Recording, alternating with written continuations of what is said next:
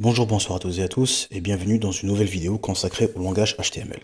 Donc cette vidéo fait suite aux précédentes, toujours donc orientée HTML. Donc la vidéo précédente qui était sur les liens hypertextes et celle d'avant qui était donc sur les balises textuelles. Cette fois-ci, on va s'attaquer aux balises audio et vidéo. Alors il faut savoir que les balises audio et vidéo existent uniquement depuis HTML5.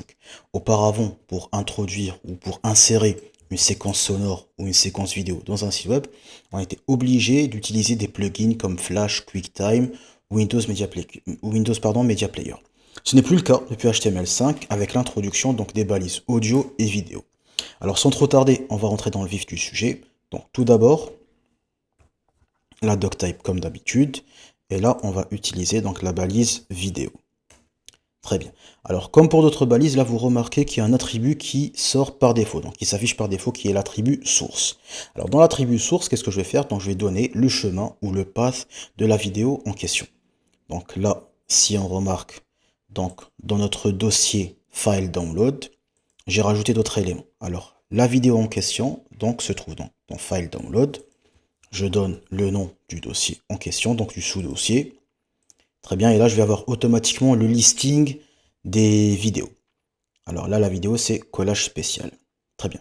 Donc toujours, je vous conseille d'éviter tout ce qui est espace, tout ce qui est caractères spéciaux, tout ce qui est accent et ainsi de suite. Donc si vous voulez mettre un espace, donc vous utilisez un tiret bas.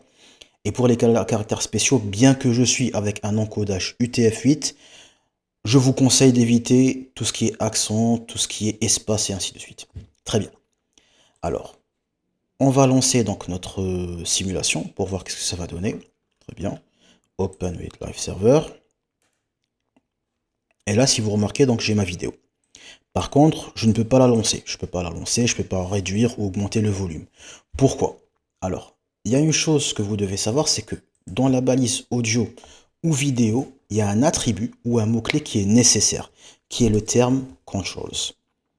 Controls va afficher donc le panel de contrôle ou le panneau de contrôle, donc tout ce qui est volume, tout ce qui est pause, tout ce qui est lecture et ainsi de suite. Donc, si je relance mon site, donc là vous voyez automatiquement donc j'ai le signe donc pour lancer la vidéo, pour mettre en pause, pour augmenter, réduire le volume et ainsi que donc la durée de la séquence vidéo.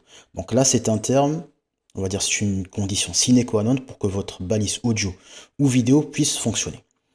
Très bien, donc il existe aussi donc d'autres balises que je peux associer à vidéo, donc par exemple la balise height, donc là c'est pour dimensionner, donc là pour la hauteur par exemple, height, il faut savoir que c'est en termes de pixels, donc si je mets par exemple 360, alors qu'est-ce que ça va me donner?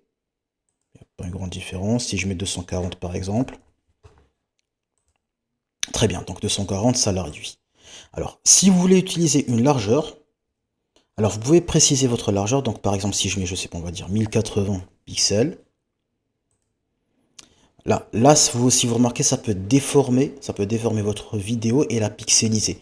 Donc de préférence, qu'est-ce que je vous conseille? Je vous conseille de mettre le terme auto. Auto, donc là, si je mets donc auto en largeur,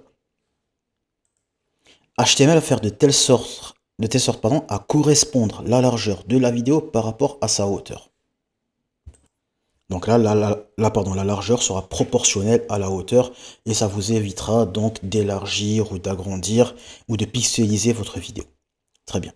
Donc, d'autres attributs, je peux utiliser l'autoplay. Alors, autoplay, c'est un terme qui va tout seul. Donc là, c'est pour lancer automatiquement votre vidéo. Donc, quand vous rafraîchissez ou quand vous actualisez votre page, donc automatiquement, la vidéo va se lancer. Donc là, c'est autoplay. Il y a muted. Donc là, c'est pour mettre, on va dire, votre vidéo dès le départ sans le son. Donc là, en mode muet. Et il y a le terme aussi loop.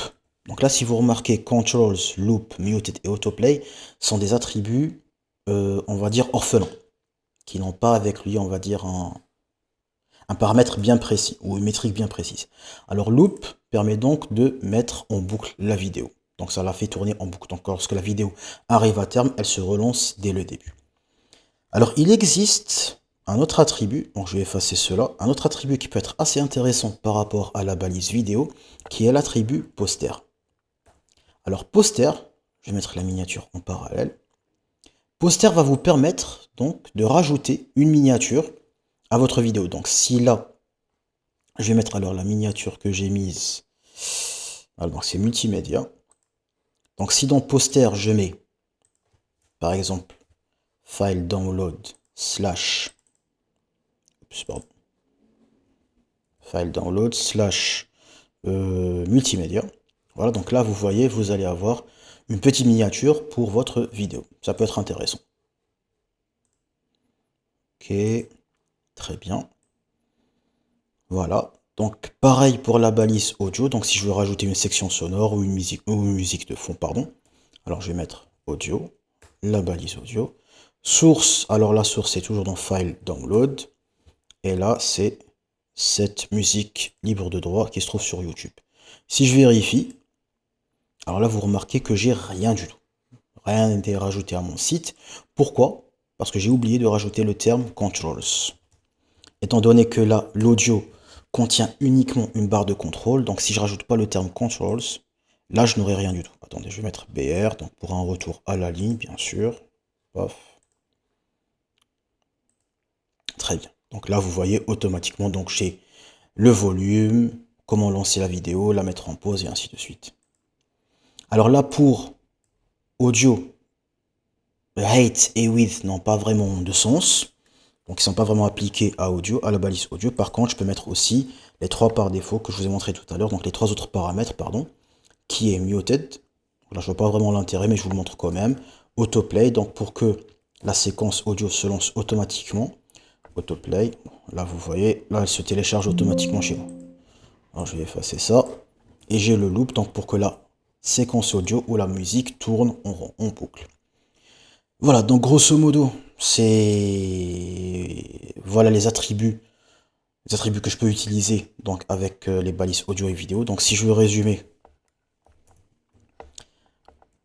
la première des choses, la plus importante, donc c'est l'attribut controls. Donc là c'est pour l'audio et vidéo. Donc permet d'afficher, on va dire le panel ou le panneau de contrôle. Panneau de contrôle, donc tout ce qui est volume, pause, lecture et ainsi de suite. Qu'est-ce que j'ai d'autre? Alors j'ai donc height et width. Donc là c'est la hauteur et largeur. Donc là c'est plutôt pour la vidéo. J'ai aussi donc le muted, pardon, loop et autoplay, donc comme leur nom l'indique. Très bien. Et la dernière chose donc qui est intéressant mais qui est uniquement spécifique aux vidéos, à la balise vidéo, poster. Alors poster, donc c'est pour rajouter une miniature à la vidéo. Voilà, donc grosso modo, c'est les attributs qu'on peut retrouver avec les balises audio et vidéo. Donc c'est une vidéo relativement courte par rapport aux autres. Le seul conseil que je vous donne, et plutôt la règle sine qua non pour l'utilisation de la balise audio et de vidéo, c'est de rajouter le terme control, ce qui vous permettra donc de contrôler ce qui est vidéo et audio. Voilà. Donc ça sera tout pour aujourd'hui. Si vous avez des questions, n'hésitez pas à les poser en commentaire. En attendant, je vous dis à très bientôt pour une prochaine vidéo. Salut à toutes et à tous.